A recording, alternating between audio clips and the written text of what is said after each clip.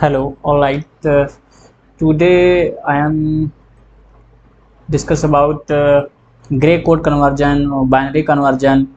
Okay, and in previous lecture I hope you BCD and binary conversion you learn in properly. Okay, and in this lecture I am talking about uh, gray code conversion and binary conversion. Okay, or as well as int command required for floating numbers to converting into a absolute value. Okay, floating numbers जो भी हमारे पास होते हैं उनको absolute value में कैसे convert करते हैं वो सारी चीज़ें हम लोग आज देखेंगे। क्लियर?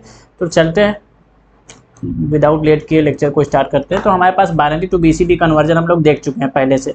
ठीक, बाइनरी से बीसीडी कन्वर्जन कैसे होता है वो प्रीवियस लेक्चर में डिस्कस कर चुके हैं, तो उसमें हम लोग डिस्कशन करने जाएंगे नहीं। अब हम लोग ग्रे कोड से बाइनरी कन्वर्जन कैसे होता है, तो ग्रे कोड से बाइनरी कन्वर्जन इस तरह से होता है। जब 1 1 जब आपके सामने आता है तो 1 1 को ऐड करने से क्या मिलता है आपको, जैसे आप 1 तो 1 एज इट इज पहले कॉपी कर लो। ठीक, फिर ये वाला 1 और इसके साथ ऐड कर दो तो मिल जाता है 0। फिर ये वाला 0 इसके साथ 0 से ऐड कर दो तो फिर भी 0। फिर ये वाला 0 प्लस 1 करोगे तो मिलेगा 1।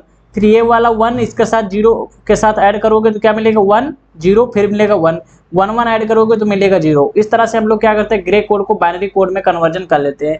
ठीक है, डिजिटल इलेक्ट्रॉनिक्स के सब केस हैं। आपको डिजिटल इलेक्ट्रॉनिक्स अगर अच्छे से आता है, सारा कन्वर्जन आपने पढ़ा है अच्छे से, बीटेक वाले इवन डिप्लोमा वाले भी पढ़ते हैं।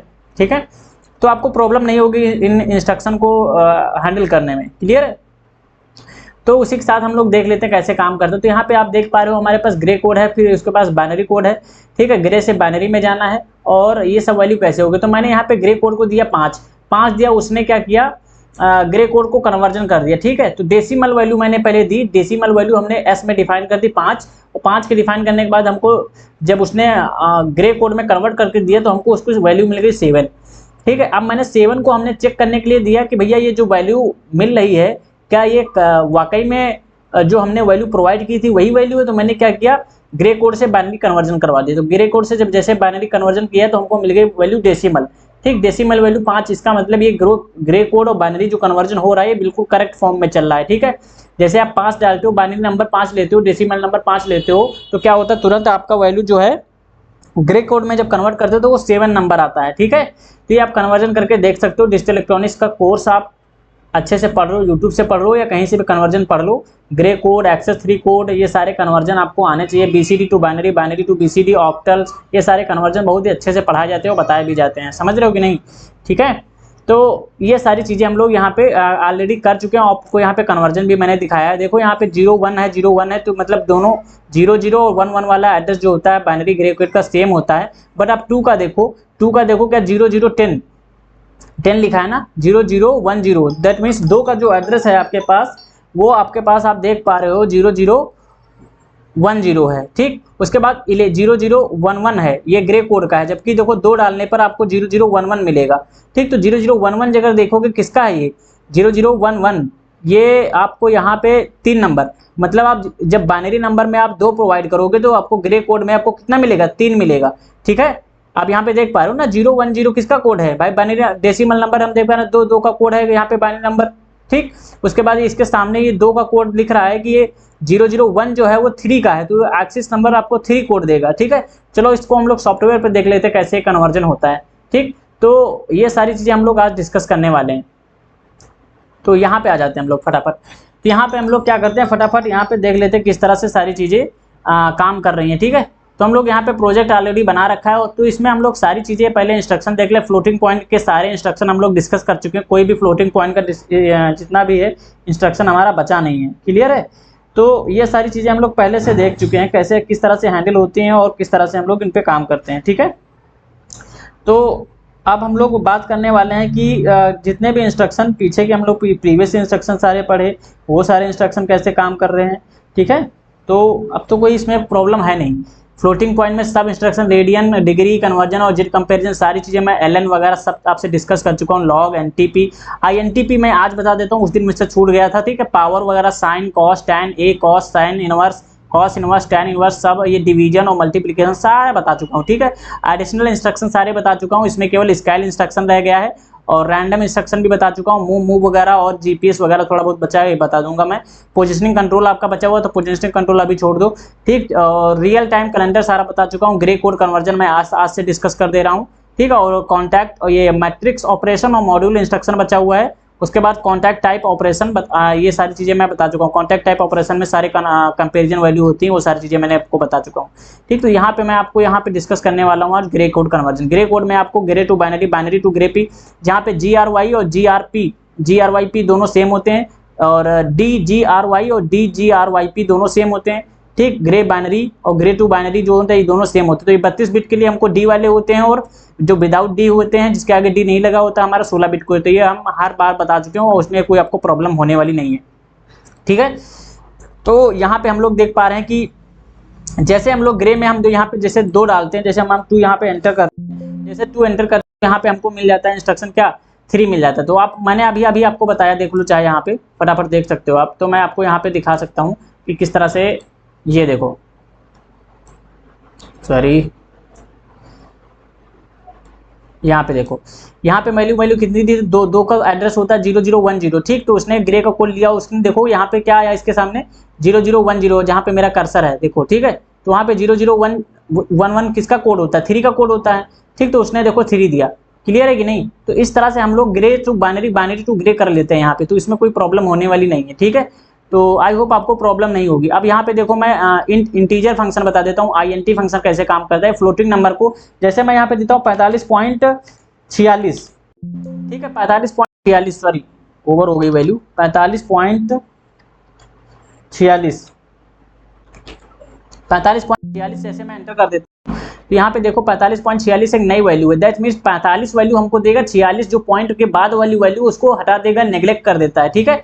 और उसके बाद मैं कट कर देता हूँ, तो यहाँ पे आप देखोगे सॉरी D11, यहाँ पे जो आप एड्रेस यूज करोगे, एक यहाँ पे 32 बिट का एड्रेस, क्योंकि INT फंक्शन है बाय डिफॉल्ट प्रॉब्लम कर रहा है, इस वजह से चलो भैया बताता हूँ मैं इसको डिलीट करके, पहले ये सारी चीज़ें क्लियर कर देता हूँ, उसके बाद INT फंक्शन को आपको बता देता हूँ कैसे काम कर रहा है, ठीक है। तो Gray to binary, Gray to binary, binary to Gray आप देख सकते हो। यहाँ पे डी वाला भी मैंने बता दिया, DGRY, यहाँ पे मैंने 5 दिया, उसने 7 दिया। तो आप देख रहे हो कि ग्रे कोड जो है वही, जहाँ पे मैंने 2 दिया तो यहाँ पे 3 दिया, अगर मैं यहाँ पे भी 2 डाल देता हूँ तो मुझे यही देगा, ठीक है। जैसे मैं 2 एंटर तो मुझे 3 देगा ये, ठीक है। ये देखो यहाँ पे 2 दिया तो 3, मतलब एक डेसिमल वैल्यू देने के बाद हमको यहाँ पे 3 मिल रहा है, ठीक है, जहाँ मेरा कर्सर रन कर रहा है, ठीक है। ये देखो यहाँ पे इस वाले इंस्ट्रक्शन पे, ये वाला इंस्ट्रक्शन, ठीक है। उसके बाद अगर मैं यहाँ पे अब ग्रे टू बाइनरी करता हूँ, तो जैसे कि मैं D9 की वैल्यू दूंगा, अगर इसमें मैं D9 दे दूँ तो ग्रे टू बाइनरी डाल देगा, ठीक है। जैसे मैं इसको एंटर कर दूँ, यहाँ एडिट कर देता हूँ, जैसे मैं यहाँ पे D9 का एड्रेस डिसाइड कर देता हूँ, D9 जैसे मैं एंटर करूँगा यहाँ से, ठीक है। तो यहाँ से हमको देखो, जैसे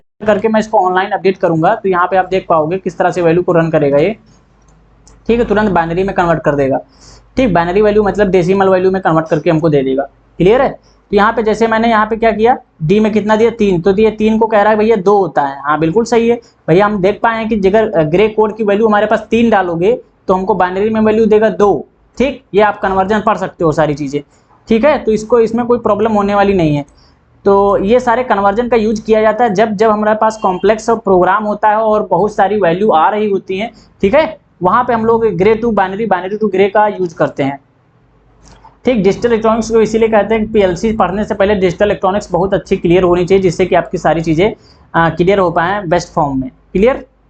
आप यहाँ भी देख सकते हो ग्रे टू, इसके मैनुअल में जा सकते हो, Gray to binary, binary to Gray, ठीक है। ये सारी कन्वर्जन उसमें आप पढ़ सकते हो क्या होता है, GRY,